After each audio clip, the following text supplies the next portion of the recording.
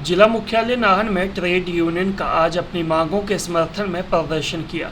सीटों के बैनर तले ट्रेड यूनियनों ने नाहन के बस अड्डा से लेकर डीसी कार्यालय तक आक्रोश रैली निकाली और प्रदेश समेत केंद्र सरकार के खिलाफ जमकर नारेबाजी की। ट्रेड यूनियन के आह्वान पर पूरे हिमाचल प्रदेश के अंदर आज का दिन जो मुकर्रर किया है कि पूरे देश के अंदर अभी ये पीछे ये हड़ताल हुई है मजदूरों की जो मांगों को लेकर।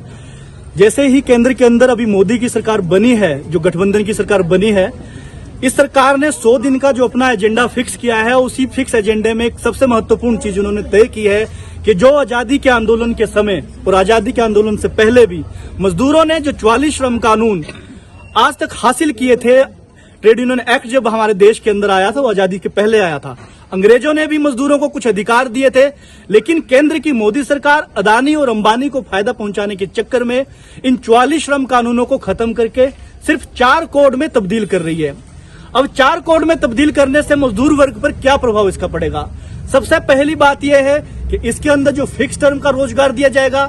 पहले कोई भी मजदूर किसी भी श्रेणी में काम करता था, अगर वो 5 साल के दायरे को पूरा कर लेता था अपने काम के दौरान, तो वो ग्रेच्युटी के दायरे में आता था। तो इसमें सबसे बड़ी साजिश यह है कि मजदूरों के 5 साल पूरे नहीं होने देंगे, वो ग्रेच्युटी के दायरे से बाहर हो जाएगा। आज जो मजदूर इन 44 श्रम कानूनों की बदौलत अपने हड़ताल का अधिकार है, अपने मांग को रखने का अधिकार है, उनको खत्म कर दिया जाएगा, तो मजदूर अपनी मांगों को लेकर सड़कों पे नहीं उतर पाएगा।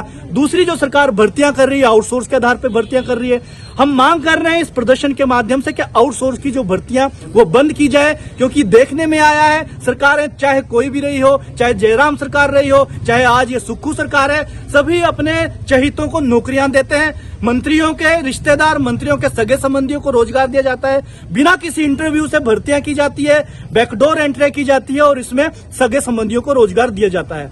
दूसरी बात, आज जो देश के अंदर आंगनबाड़ी वर्कर है, स्कीम वर्कर है, जिनकी संख्या पूरी तादाद पूरे देश के अंदर सबसे बड़ी है, आंगनबाड़ी वर्कर को क्या हो रहा है? अभी आपको मीडिया को पूरी जानकारी है कि समय से वेतन नहीं मिल रहा।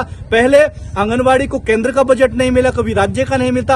अभी एक समस्या यह आई है कि पिछले 4 महीने से जो मिनी आंगनबाड़ी वर्कर है उन्हें वेतन नहीं मिल रहा है। केंद्र सरकार प्रदेश सरकार के पाले में गेंद फेंक रही है और प्रदेश सरकार केंद्र सरकार के पाले में गेंद फेंक रही है। इस तरह का रवैया चाहे सरकार कोई भी हो, हम चेतावनी देने आज आए हैं, चाहे सुक्खू सरकार हो, चाहे केंद्र में बैठी नरेंद्र मोदी की सरकार हो, क्योंकि ये आंगनबाड़ी वर्कर ही है, ये स्कीम वर्कर ही है जिन्होंने जयराम की हिटलर शाही को बदल के सुक्खू सरकार को सत्ता में लाया है।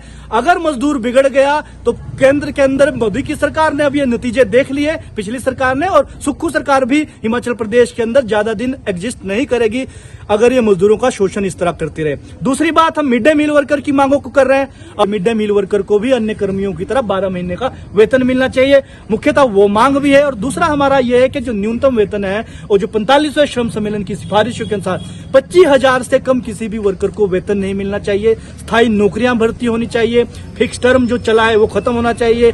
आशा वर्कर की जो स्कीम से आशा वर्कर का भी मानदेय समय से नहीं आया, उनकी कोई नीति नहीं है आशा वर्कर के दिन रात काम किया।